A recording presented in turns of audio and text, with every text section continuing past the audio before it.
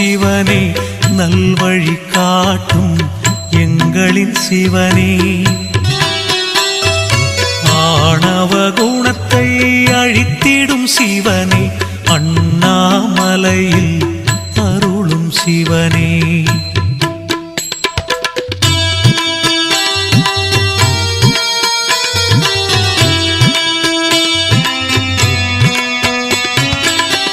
திருவிளையாடல் புரிந்திடும் சிவனே, தீவினை அழித்திட தோன்றும் சிவனே.